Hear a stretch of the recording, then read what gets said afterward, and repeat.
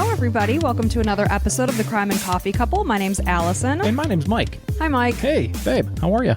Doing pretty well. You want a podcast together? We really should. What do you think about it? I think so. And let's make it a weekly thing where we talk about some true crime that you've chosen and that you've researched quite a bit and then deliver to our lovely audience. How about that? Should we call ourselves the Crime and Coffee Couple? Well, we do love coffee, and we are a couple, and it's about crime. Yeah, usually a crime. I mean, maybe like 1% aren't an actual crime, and maybe a missing person or whatever it might be. Maybe they ran away. Who knows? True. But it should be a crime that they are not found, basically. So I say we do it. Yeah, let's do it. So welcome to one and all. What is this episode, like 100 something? 102? 102-ish. We didn't have like a huge party for episode 102. No, 100. we didn't. It crossed my mind. Our friends Till Death Do Us Part kind of like really made a big deal. I'm like, that's smart. They made really an extravaganza. Yeah, I mean, brilliant. So and we didn't because we are lame as hell. Lame as hell. You listening to us? We are lame as hell. This L on my forehead could be lame or loser. Yeah. Either one describes us. Right, absolutely. And that's okay. That's who we are. So if you identify with us, that's okay. We own it. Yeah. So how's your week going so far? Well, we had some very good news this week.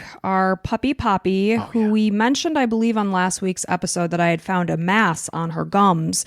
She was yawning one day 2 weeks ago. And I was like, what the hell is that? So, of course, I lifted her lip and I could see a very significant mass on her little mouth because she's so tiny. You couldn't see it by just looking at her, but if you lifted her lip, it was like some kind of growth on her gum. Yeah, so we got her in right away. She had surgery a week after we got her in. And then we found out Wednesday that it was negative for cancer. So... oh, I almost cried from relief. Yeah, when you called me, I was on a business trip, and I was just like so worried about her. I'm not used to being so worried about the animals, just because usually they're fine, but this was like a big deal. And man, Poppy means the world to you especially, and all of us. But all of us. Like, she's your special buddy. She really is. So. I love her so much. But you were out of town the day she had surgery, so of course I was trying to keep my nerves in check because our kids were here. But our daughter came with me along for the day because she was in surgery like all day. And I told Reese, our daughter, that she was my emotional support dog that day. Honestly, I was kind of glad I was gone. And I was like, I don't want to have to deal with it and bringing her in. And she's going to have her whole gums cut open and stuff. And it was such a... She's like 4 pounds, right? Five pounds. So she's so tiny. Like just anything to her is like such a big deal. She's just so sweet. She's laying right next to me right now. I just love her so much. Yeah. So she's good. Thank goodness. Mm-hmm. Other than that, our kids started back at school. Yeah. Everybody's like, oh, already? And then, they'll be out a week earlier than everybody else. So, that's all right. They Up north, I have the same conversations with cousins up there and such. They're like, already? I'm like, yep. Same time every year, mid-August. Yep. So it's exciting. It's good to have them back. Our son's been busy this summer, but our daughter gets restless. And I hate the word bored. It's like, don't say you're bored, please. She only said it like once. She said it a few times. A few times? She doesn't say it to you. She says it to me. Because she knows I'll just be like, okay, good luck. Whereas I have this sense of guilt. I'm like, what do you want me to do? Fucking tap dance for you? I swear the best thing for kids to do is be bored. Like, I hated it when I was a kid. I agree, guys. If you're young, listen to this. I get it. It sucks, but it ultimately like releases your brain to like think of things on your own. Yeah, be creative. And she got into making bracelets, and she's a laid back kid. I'm not saying she's a pain in the butt, but it was time for them to go back. I gave her some ideas to try to sell stuff at school. I don't know if that's legal or not. I don't know. I was telling her how I used to sell like gumballs and blow pops and all that stuff. I'm like, if you think of something you can sell, like you can make like $30 a week selling bracelets or something. Yeah, her bracelets. I'm like, that's $120 a month, like in your pocket. And she's just like, oh, okay. Get the wheels turning. Yeah, entrepreneurship. Yeah. So if you're ready to go. One more thing I want to mention. My friends and I got to go out and see each other, which doesn't happen a whole lot anymore because we're all so busy. And we went to a local grocery store, which I've mentioned before. Yeah, you have. We have the Publix grocery stores out this way. Yeah. And just imagine your biggest grocery store chain. That's where we went, and they have a bar at the Publix. Which is so funny. It is funny. And they don't allow tipping, which is fantastic. Being a cheap person that I am, they don't allow tipping. They charge you for exactly, and they're like, okay, just here you go. And the beers are like $5. So you might be wondering, Mike, I don't think you drink. And you're right. I had kombucha, which is fantastic that they have freaking kombucha available at a bar. So I'm always like, yeah, let's go hang out. So we got out there. Some of my friends stayed a little bit later. I think they closed out the bar. When you say a little bit later, about 5 hours later. Yeah. They closed out the bar at the grocery store. And then, went to another place, I guess. And I was like, okay, well, I got up at 6:30 and did a workout, lifted weights, and they're probably all like, F you, buddy, F you. And that is the thing I appreciate the most from stopping drinking. I know you always say we stopped in September, but it was actually October. Oh, I'm surprised you didn't correct me. I said that like 7 times. Yeah, well, sometimes I try to bite my tongue. But you couldn't. So it'll be almost 300 days very soon. And I don't miss it at all. I don't miss feeling like crap. I don't miss the anxiety, which it was real for me. I'm one of those girls that when I get together with a group, I'm like, oh, I'll only have 2 drinks. And then I start having fun. I'm talking and then it just keeps flowing. And I end up waking up the next day feeling like absolute hell. So I said, you know what? I'm 44 years old. I'm done with this. I will say the only reason I like to drink was the buzz. I will say if I miss anything, it'd have to be the buzz and the social aspect. I'm still a social butterfly. Like I proved to myself going out with my friends this time. I had a great time. It seemed like they were all, enjoying my stories or whatever. Well, of course, because when you're with somebody or if you're with a group and it's only alcohol that makes them fun, then they're probably not fun. So we've had many get-togethers without alcohol and I have a great time. You know why? Because the people we're spending time with are great. And we're going to have I'm going to have a girls trip coming up in like a month. And, we used to always drink our wine together and have a great time, but I would end up kind of ruining part of our trip because I felt so anxious. So, well, now you're going to have a great time and just won't have the anxiety. Right. I love these girls. They're awesome, fun girls, and I'm going to have fun even if I'm not drinking wine while they enjoy it. And they're pretty attractive, too. They are very cute. So send a lot of pictures when you're out there. I will make sure I do it. I appreciate that. All right. Ready to get going? Let's do this. So this is a very sad story, as they all are, but this is the murder of Katie Autry. And this is a listener suggestion from Nina. So thank you so much, Nina. We do appreciate it. If you want to suggest something, Instagram is the best way to go. Mm-hmm. Or become a patron and send us a message. Right. We get them. So it's greatly appreciated. So it was the early morning hours of Sunday, May 4th, 2003, when the fire alarm began blaring throughout the halls of Hugh Poland Hall, which is a dorm on the campus of Western Kentucky University, or WKU. I got to say, that's Star Wars Day, May the 4th. Oh, it is. I thought that while I typed it, so You're in good company. Sorry, continue.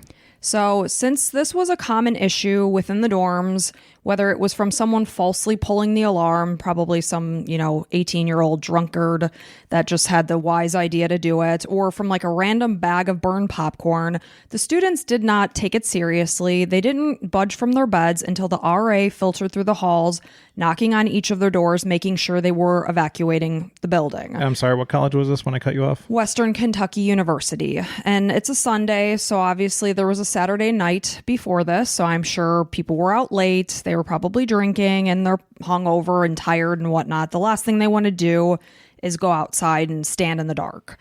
So as they sleepily filed out of the building and into the chilly night air, most just assumed it was a false alarm. Firefighters responded to the dorm within 3 minutes, and as students continued to wait outside, rumors started to filter around that this wasn't a false alarm. Something happened, and specifically something happened in room 214, and the word on the street was it was to the blonde girl. And many people knew immediately that this blonde girl was Katie Autry. So, it's dawning on them that this is real. Something went down. So Melissa Kay, or Katie Autry, was born on June 10th, 1984 in the tiny town of Rosine, Kentucky.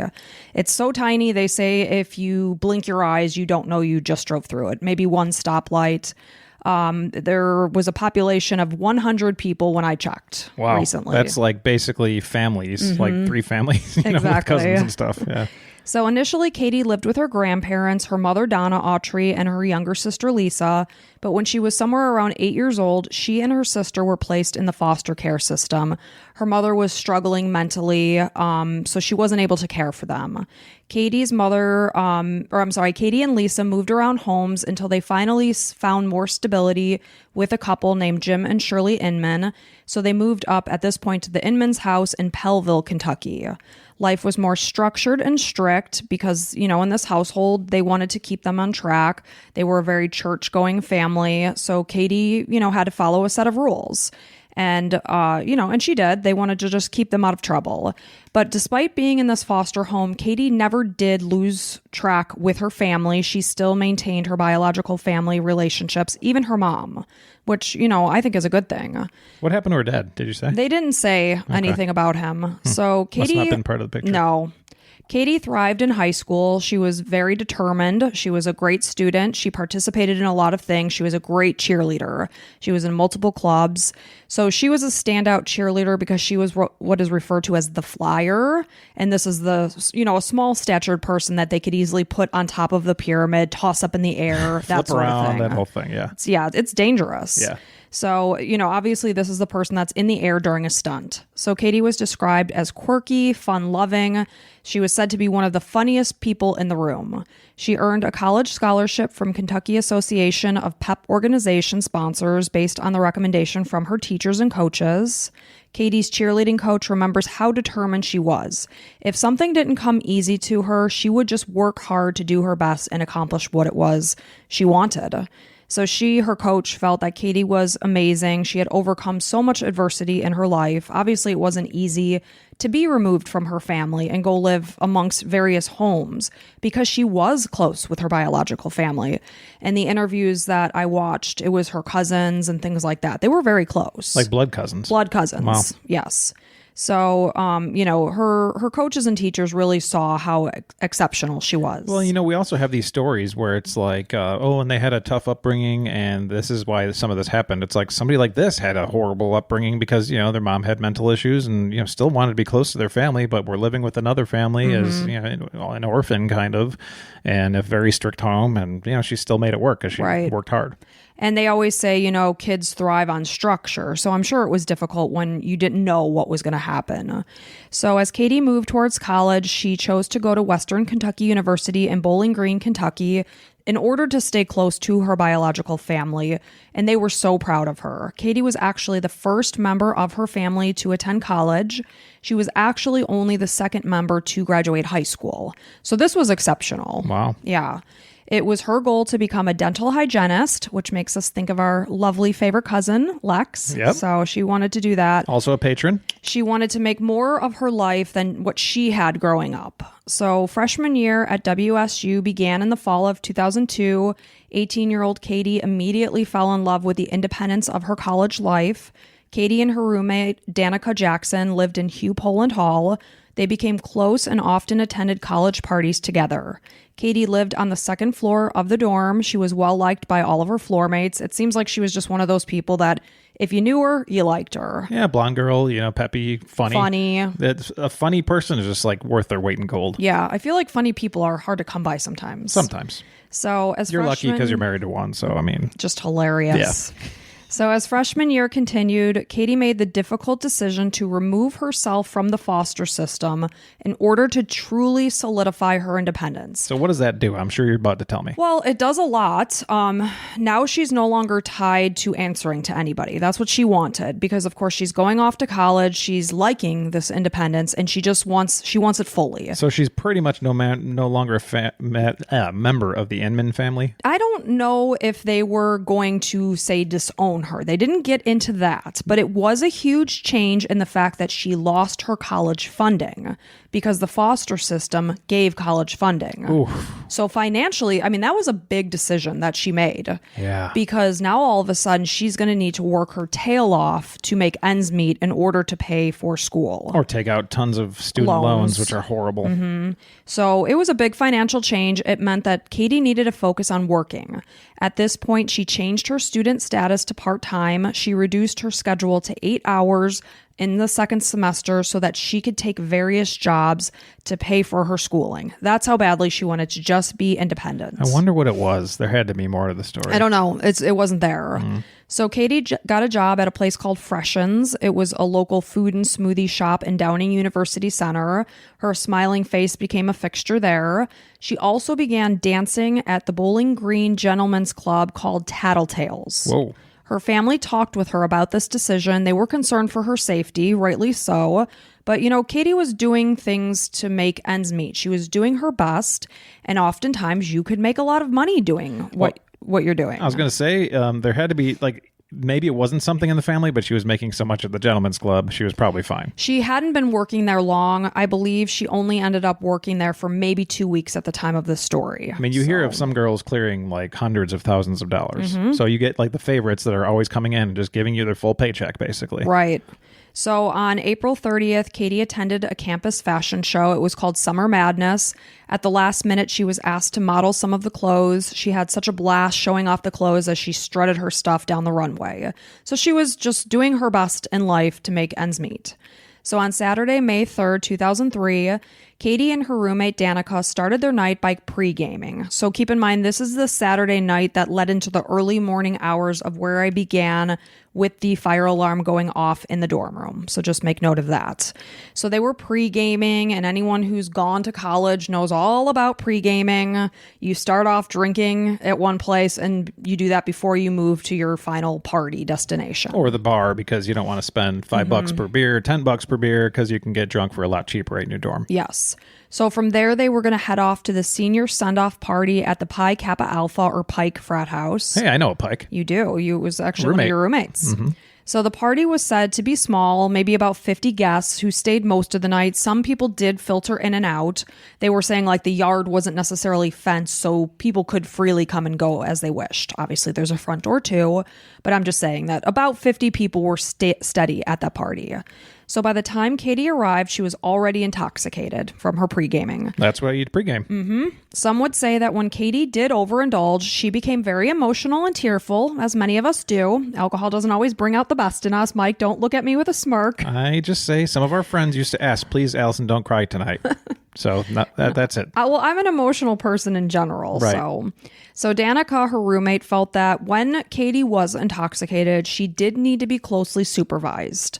When they arrived to the Pike house, Katie spotted a guy that she had been involved with. His name was Maurice.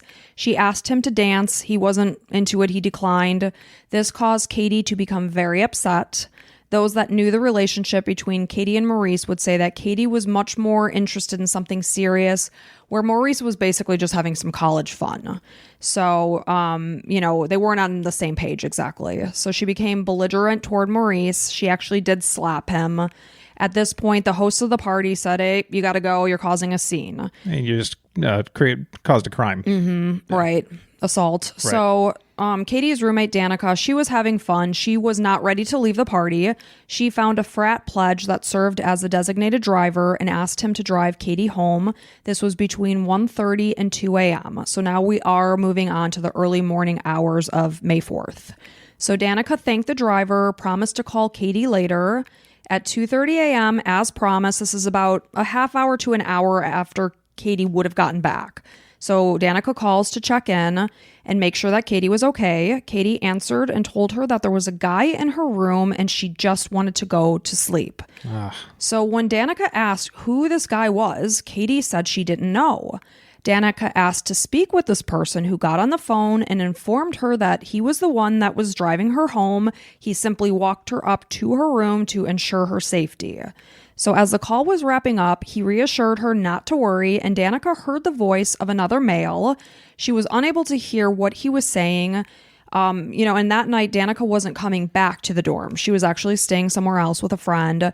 She wasn't overly concerned. She just assumed her friend was going to fall asleep, sleep it off, and, she would see her in the morning. So about a half hour later at 4:08 a.m., this is when the fire alarm went off at Hugh Poland Hall. So as first responders entered the building, they quickly located the source of the fire on the second floor, specifically in room 214, where Katie and Danica lived. Obviously, Danica wasn't there. When they entered the room, they noticed that the sprinkler system had already extinguished the fire. They noticed something glistening on the bed. They quickly realized that they were looking at a person's arm and took in the sight of a badly beaten and burned body of a female. And this was the blonde girl that they all heard about as the students were standing in front of the dorm. How horrific. Oh, so sad. When they saw her chest rising, it was clear that she was still alive. Oh my God. This person was Katie, and firefighters found her shirt wrapped around her face and a rag wrapped around the sprinkler system. Because, of course, they're trying to put the pieces together as they're entering this room. Did somebody fall asleep with a cigarette? Was there a candle that went off?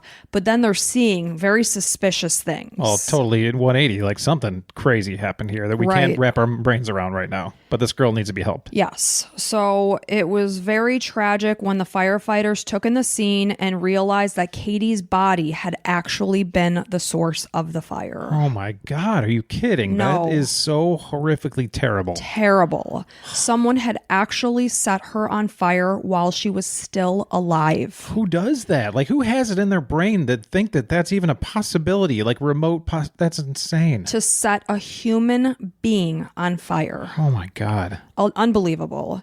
So as her badly burned body was carried from the dorm and the perimeter of the building was cleared, she managed to say, "Take me home." The firefighter placed his own oxygen mask on Katie until EMS could arrive. It was later determined that some things had been taken from the dorm room, but it was believed just to be an attempt to make it look like a staged robbery. So the Inmans called Katie's family at 5 a.m. and told them that she had been in an accident. It sounds like, what people were being told wasn't exactly clear what happened. So her family are like, what the hell happened? They're all coming down to the Bowling Green Medical Center. Well, yeah, at this point, they probably don't know that she's been beaten and stuff. Right. And, like, they know there was a fire in the dorm and she got taken in and, you assume that it's something, some kind of smoke inhalation and maybe she got burned a little bit, not that she was set ablaze. Right. So the doctors told them that Katie was found with a towel tied around her throat and mouth. And this is when the family is realizing that someone had done this to her. And I mean, they were horrified. You come in like being like, worried about her well-being, obviously. And then it's like somebody purposely did this to our girl. Yes, and the severity of the burns indicated that this was not an accidental burn. It was also noted that Katie had 3 to 4 shallow cuts on the left side of her neck. It was clear that she had been struck with force to her right eye, which was swollen shut. The cord of a curling iron was wrapped around her neck in addition to the t-shirt they found. They said that the severity of her burns were so bad, though, that the nerve endings would have been damaged. So technically, she may not have been feeling pain, which is, something to think about in the midst of this horrific tragedy. But, her family is there and they're seeing her and they can't touch her. They're like, you cannot touch her. Well, a human reaction is you want to give kisses and hugs and all that stuff. And it's just like, you can't because of what? Infections. Yeah. So it was just awful. So it was very clear to see that Katie had been tortured before she had been set on fire. At this point, she was in a medically induced coma. She was being prepared to be airlifted to Nashville. Because of the severity of her condition, police were unable to get any information from Katie because she was in a coma. They couldn't say, who did this to you? Well, yeah, she can't hear you. Right. So she wasn't able to give them that information. So now it's on them to find out who the hell did this. And what kind of condition was she in before that? I'm sure she was in shock of being, burned and 100%. beaten. The only thing she was able to mutter was that, "Take me home," and that was it. So when Katie arrived at Vanderbilt Hospital in Nashville, Tennessee, she was in critical condition. She was found to have third-degree burns from just above her breast down to the inner thighs, as well as significant burns localized to her genital area. At this point, Kentucky State Police, Bowling Green Police, and WKU Police were involved in the investigation. They're trying to get together in a powwow of who is going to lead this investigation. It was decided that the WKU Police would, because that's where they were. They were going to take the lead. Yeah, because it's interesting because I would guess they have the least amount of resources available, but obviously, hopefully these other police departments are putting in their resources too. They were going to help, but they were in the lead. This case was very much out of what was typical for this force to handle. Sure. This is a college campus. They're taking drunken, disorderly conduct and kids, maybe trying sexual assault. Sure. I'm sorry, I just cut you off. I'm so rude. No, just IDs and stuff like that. Yeah. Minor stuff. Yeah. So this was very much out of their comfort zone. So an aerosol can was located and deemed to be the source of the accelerant. Alcohol gel had been placed inside Katie's genital area, likely to obscure any evidence of sexual assault. So obviously, whoever did this to her was trying to cover any kind of evidence. Whoever did this needs to burn in hell, like for eternity. I know. And tragically, Katie passed away 3 days later on May 7th, 2003. Poor kid. The autopsy was complete that following day, and beside the third-degree burns, Katie's body had also abrasions and puncture wounds on her neck and face, likely caused from the stabbing of a pen or pencil. So this person is an absolute monster. I was thinking the exact same words. Like not human. This isn't something like it got a little carried away. This is an absolute psychopathic monster. So police started their investigation by putting the pieces of Katie's night together. When police spoke with Danica, she explained the situation, that she was staying somewhere else that night. She was leaving Katie home alone. I mean, first thing, you got to look at Maurice and his buddies. Right away. And that's where Danica's like, well, she did slap this dude. Hopefully she told him that right away. Yeah, I'm sure she told them everything. I mean, this is, number one dude you look at is this Maurice guy. Who would be culpable of doing something like this. And you got to think, obviously the kid that drove her home, he'd be the last person to see her. So I'm just looking forward to all this information you've got. So she told them about Katie riding home with the designated driver and the eerie phone call where she checked on Katie. She didn't know the driver's name of the person from the Pike house that was serving as DD. Could she recognize him? Well, they quickly found him. So she gave police a description as well as the truck he was driving that night. After learning of the two men that were with Katie based on that phone call, because Danica heard a second voice in the room. And whether it was the guy that drove them or not, it was a guy that knows she was driven home. Right. So it's the guy that drove her home knows this guy somehow. Right. And if it wasn't him, which you'll tell us. So now police are looking for two people because Danica was speaking to somebody. She heard a second person. And both of them are as equally liable for this murder. Right. So as Katie's RA, she was speaking with police. She confirmed that Katie had come back between about 1:30 and 2 a.m., which would have been expected. She said she was alone. She seemed to be in good spirits when she came back. That she hadn't noticed anything suspicious, nothing that stood out to her. So when Maurice, of course, was questioned, police, knew what happened, that they had argued that Katie had slapped him, like you just said. He said he left the party at 2:15 a.m. and caught a cab back to his own dorm, where he hung out with his friends. They were watching a slam dunk contest and playing video games until he went to sleep at 3:45 a.m. This was all confirmed. Police spoke with members of the frat to determine who drove Katie home and learned that this was Ryan Payne. Police found him at his dorm. He explained that he had dropped Katie off and she walked in by herself. He did say that he had not spoken to Danica on the phone. He said instead he had gone straight back to the party. He hung out with friends until 5 a.m. This information was corroborated by his friends. So during his discussion with police, Ryan indicated that Katie was not the only person in the car that night.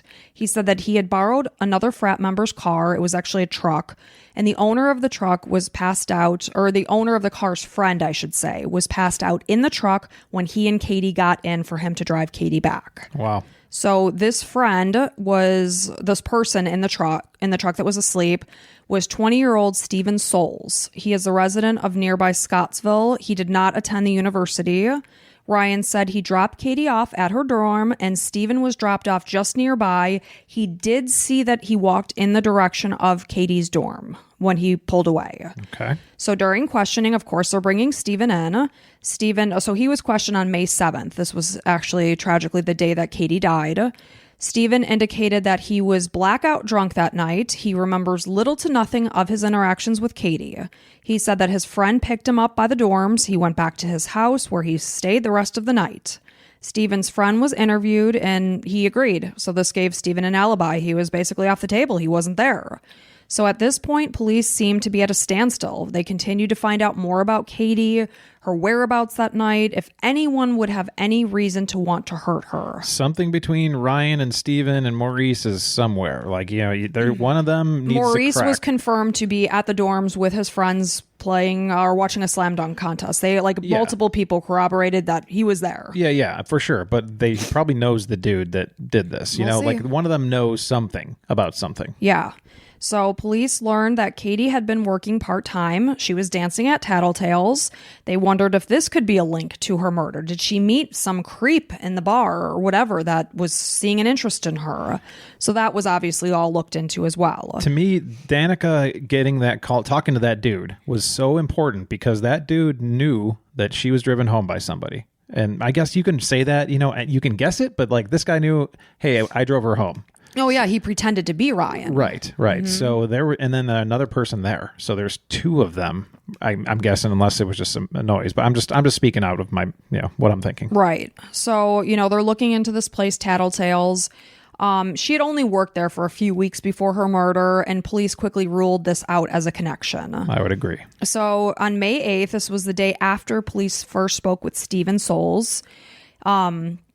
His friend, or his alibi, I should say, contacted police, and he said that he was up until 4:30 a.m.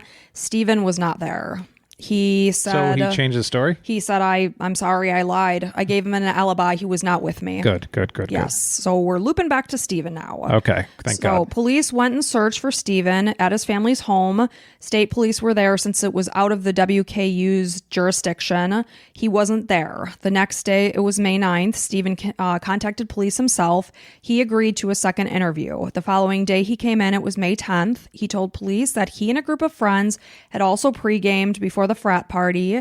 When they arrived, he was already intoxicated. He got sick. He went to sleep in the back of his friend's truck. He claimed that as Katie was driven home, he and Katie fooled around in the back seat. They were making out. Initially, he indicated that he never went up to her room. Later, he did admit that he followed her out of the car and snuck through the building's door before it could close. Whether he tailgated her into the building or somebody else, it's not clear because the RA had seen Katie enter by herself. And in good spirits and whatever. Okay. So he said he told officers that he followed Katie up to her room and they had consensual sex. I always say that weird. So he said he knew nothing about the attack. She was perfectly fine when he left. You're the one that killed her. Good luck not being pinned with this whole thing, buddy. So, of course, this is 2003. At the time, there was no CCTV coverage of the area, though police did put a VHS tape on the table and labeled it Poland Hall. That's awesome. To make him believe that they had him. I love that. I freaking love it. So eventually, seeing that and thinking that the police had video evidence of him walking in. I just picture, anything you want to tell us there, Stephen? And they tap on the VHS tape and they're like, does this, this probably doesn't look familiar to you, but I can promise you your face is all over this tape. Anything else you want to tell us before we make it worse on you? Yeah, so it worked. Awesome. So he eventually broke down and told police that someone made him do it. He said that after he and Katie were done having sex, a stranger entered the room and attacked her. Police did not believe this story. They felt that Stephen knew this person because Danica had heard the voice of two men talking when speaking with Katie. As Stephen continued to speak with police, he changed his story again and told them that his friend, 21-year-old Lucas Goodrum, called and asked him where he was. He said, he was at Katie's and Lucas had come over and eventually told Katie as they were hanging out that he wanted to have sex with her. When Katie refused, Stephen said that Lucas violently attacked her and Katie tried to fight back. But being a much smaller stature, he easily overpowered her. He said that Lucas threatened to hurt his family, meaning hurt Stephen's family if Stephen didn't join in and do exactly what Lucas was doing. So he was basically forced to join in on the attack of Katie. Yeah, you got to join in and murder this girl with me and rape her, or otherwise I'm going to hurt your family. That's where you stand up and you say, no, man, I'm going to call the cops and you're done. Yeah. Right. Hell yeah. So that same night, May 10th, police brought in Lucas for questioning. He admitted that he did see Katie at the frat party. He noticed that she was really intoxicated. He said as she walked away to leave, she did rub her hand across his stomach. He absolutely denied having anything to do with her murder. He said he looked for Stephen. When he could not find him, he drove back to his home of Scottsville, arriving between 3:30 and 4 a.m. We know that the alarm sounded at 4:08 a.m., so he would have already been home in Scottsville at that point. So Stephen and Lucas knew each other from high school. They both attended Allen County Scottsville High School. Lucas played football. He graduated in 2000, and apparently Stephen dropped out. In the spring of 2003, Lucas Goodrum was 21 years old. He was not a student at WKU or anywhere else for that matter. He didn't hold down a steady job. He had already been married at that point. He was divorced. He had a young son. His ex-wife indicated that he was abusive to her, and just the day before Katie was murdered, Lucas was accused of domestic violence against his 17-year-old girlfriend. So apparently his girlfriend told the Scottsville police that Lucas had assaulted her with a cell phone at his apartment, and then later they had gone to the car and he held her down and refused to let her go. So she called the police, but in order to issue an arrest warrant, she needed the signature of her parents, and she was a minor. She didn't get the signature of her parents, so no arrest was made. What an ass-backwards state.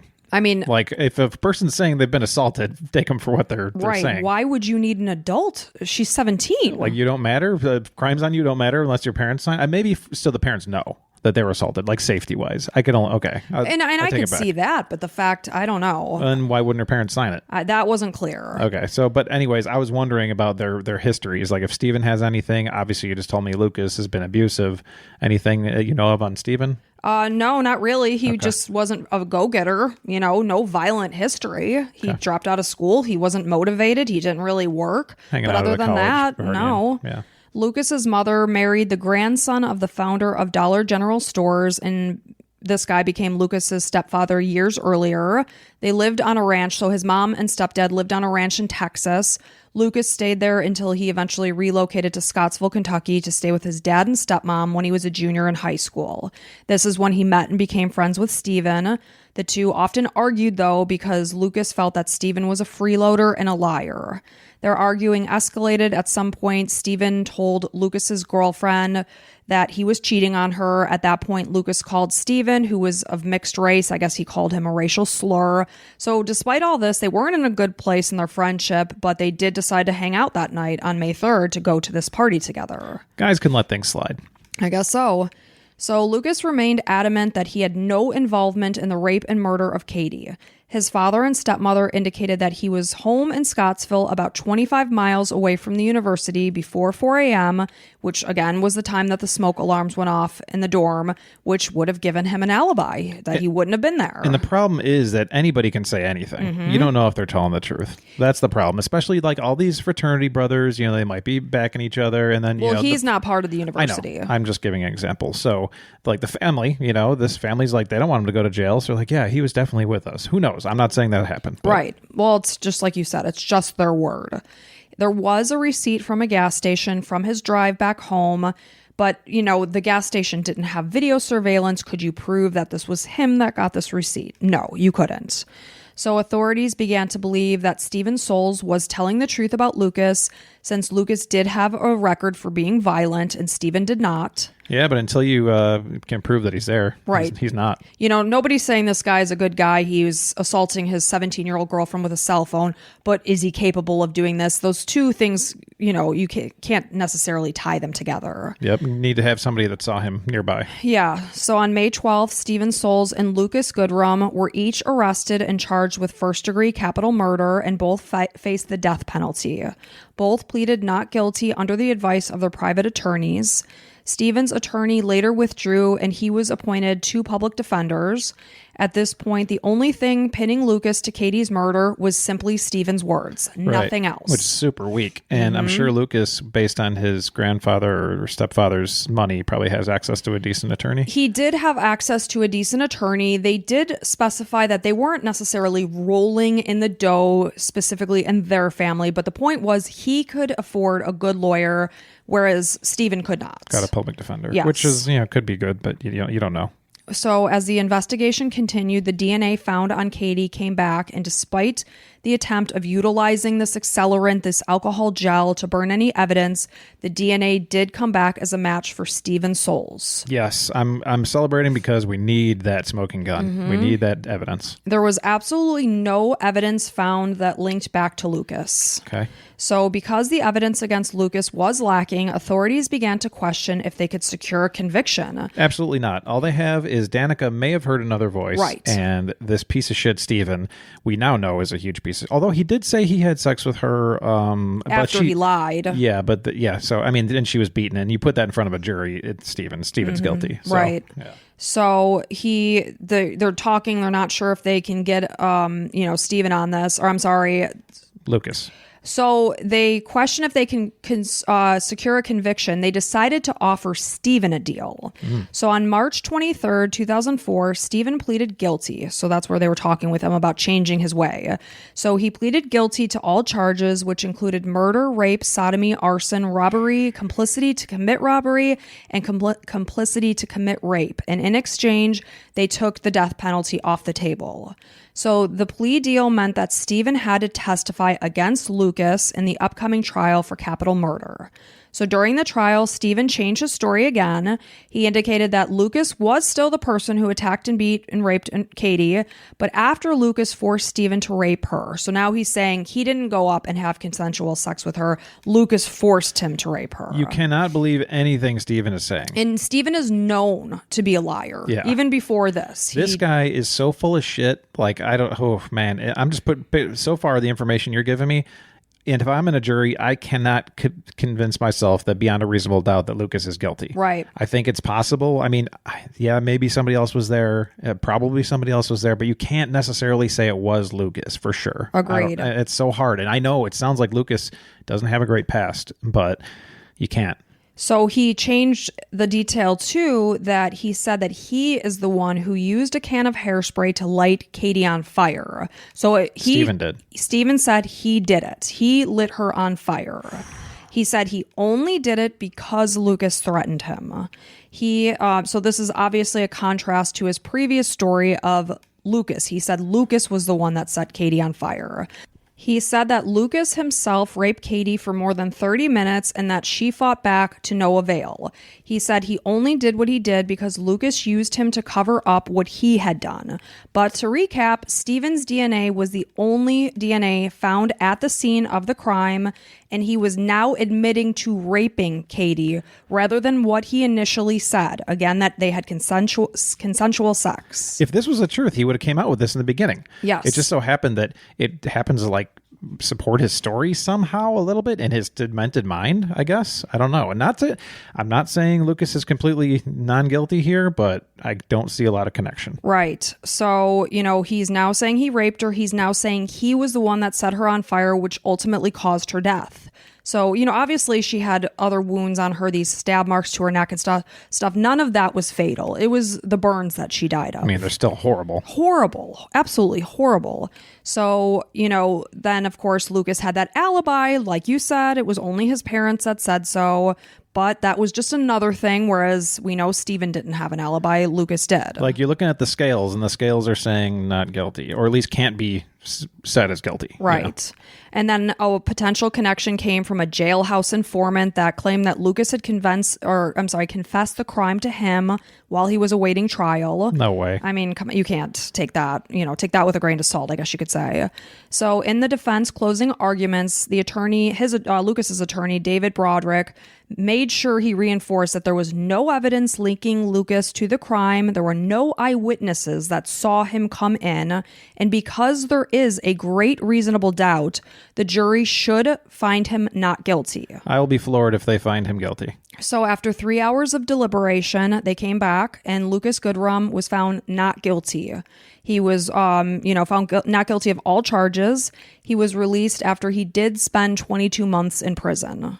So he said that he had been terrified that his life could have been taken away by just the words of somebody else. Well, I mean, this is going to follow him forever. If you're going to date this dude and you're going to look up his name, you're going to see he was in a case of being, alleged burning and raping some woman. And then you're going to see that he has a past of assault. Mm-hmm. I mean, yeah. And a part of you could believe it, in the back of your mind. And I'm not saying he's not guilty, by the way, either. I'm not saying he is guilty. I'm just saying alleged. Like, all this stuff's alleged. We don't have any proof is all we're saying. Right. And Katie's family was devastated by this. They believed that he had gotten away with rape and murder. But jurors indicated that despite questioning if he could be guilty, there was no physical evidence to show that without a doubt that he was guilty. So they couldn't say he was. The letter of the law, as much as it sucks, the letter of the law supports that. On May 12th, 2005, Stephen Soules was sentenced to life in prison without a possibility of parole. Oh, so not the death penalty. Yes, because that was taken off the table with his plea deal to testify against Lucas. So he is just there for life. He still remains at the Kentucky Department of Corrections. Years later, Lucas was found guilty of domestic violence and terroristic threats against his ex-wife. Terroristic threats? Yeah. Any details around that? No details. Okay, that's interesting. But, I mean, obviously, he's not exactly a stand-up guy. No. We can agree that this Lucas fella is not... If your daughter is looking to date Lucas, definitely send her away and send her some of those articles. Don't put your hands on a freaking woman, you douchebag. So he has since moved to Texas and stayed under the radar, living at a ranch owned by his mother. Despite being found not guilty, many people believe that Lucas was guilty. In order to access the dorm, a key card needed to be used. We know that Stephen did tailgate into the building. It says behind Katie, was it? I don't know. If Lucas did come in, it's unclear how he got into the building. We had dorms very similar to this. It was super easy to get in. If you're just somebody that's confident and wants to get in, it's so easy. Not at night, though. At nighttime, you had to have, once it was like 9 o'clock or later, you had to do that check-in desk. Remember, it would be like out the door on Saturday night? Yeah, out the door, exactly. So you make a big crowd, and all of a sudden you kind of sneak in. It's like if you want to get in, you can get in. Yeah, true. Nowadays, it's probably a lot harder. They probably let one person in and check them in, one person in. They should. Yeah. So is it possible that he truly was innocent and Stephen was just trying to point the finger to divert the attention from himself?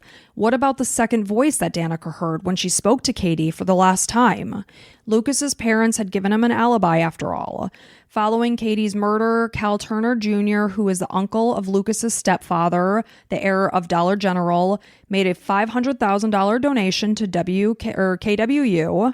Some believe it was simply Lucas's white privilege that afforded him better lawyers and that Stephen wasn't able to do so. So maybe that's just simply why he got off and Stephen didn't. Obviously, we have the evidence tying Stephen to it. He admitted that he raped and burned her. Are all those possibilities? Absolutely. Yeah. So on April 25th, 2008, Stephen filed a motion to vacate his conviction, claiming that his defense counsel failed to investigate and interview alibi witnesses. Yeah, good luck, asshole. And that he was simply pressured to plead guilty. On June 23rd, 2008, this was denied.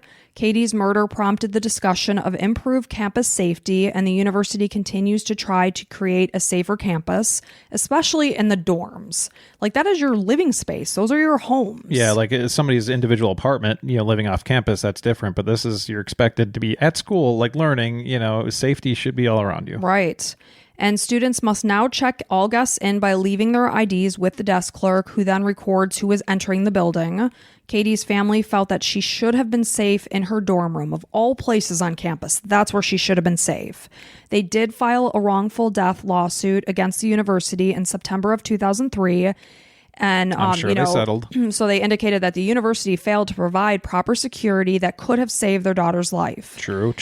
In 2007, the Kentucky Supreme Court ruled that WKU was protected under sovereign immunity, which means that a government cannot be sued without its consent. Yeah, basically you try to sue the government and you can't win. Mm-hmm. And you might get like $5,000. It's like nothing. So reports indicate that in 2009, WKU was found negligent for Katie's death. The Kentucky Board of Claims awarded $200,000 to the Autry estate, which was administered by Katie's mom, Donna Autry, her sister, Lisa Autry, and her aunt, Virginia White.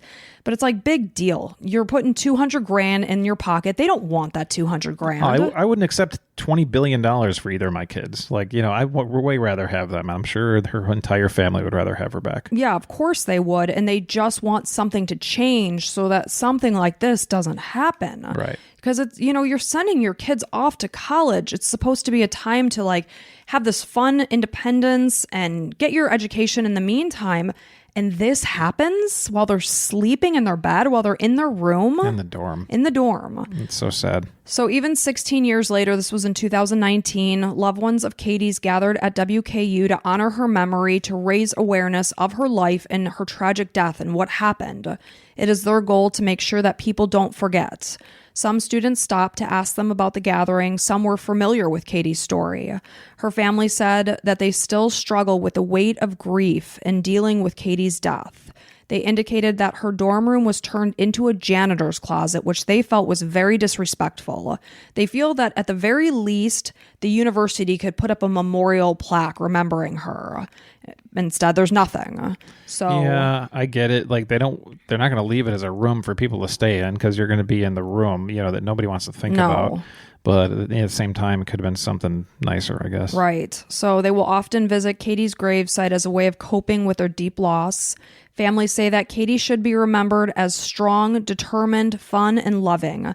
One of those genuine people who could have made a difference in the world and changed it if she had only been given the chance. Sound like a fun girl. Yeah. They'd be great to be friends with. In every picture, you could tell she's a fun girl. Yeah. And it's just, what a horrific way to die when you're trying to get your education and better your life. Any of the stories we bring to the table are horrible, but this is especially just brutal. Terrible.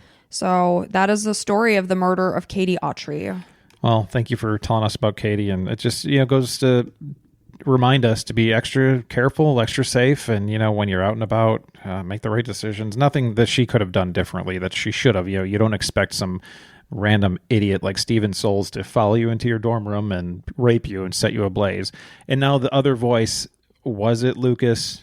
There's a possibility, definitely. Because there was another voice. If they're 100% sure, and Danica's like, yeah, it was somebody different in the background while I was talking to the first dude. She maintained that she heard a second voice. It sounds like Steven's really only close friend was this Lucas guy. So was he there? Probably. Did Steven call and say, hey, I got this girl. Remember the drunk girl? Whatever. Who knows? But who knows? They would have found those records. So I don't know. Who knows? I don't know. But either way, he was found not guilty. We can all speculate until the cows come home. But he's living in Texas. So yeah. Well, don't date him, ladies. Mm-hmm. At the very least, he's somebody that is okay with abuse. Yes. So, all right. Well, thank you for telling us about Katie and her sad story.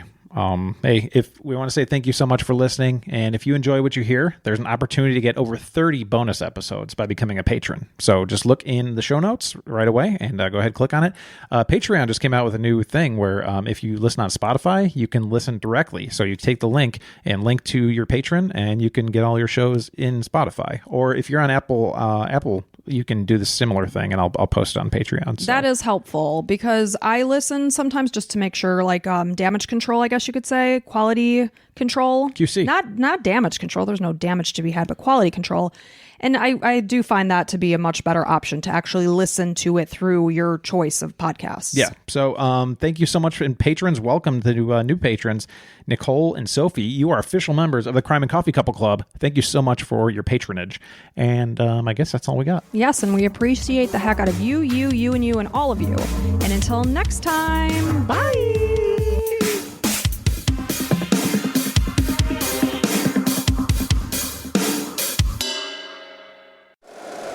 If you like the show, please take a moment to rate, review, and subscribe. It really does help the show to grow.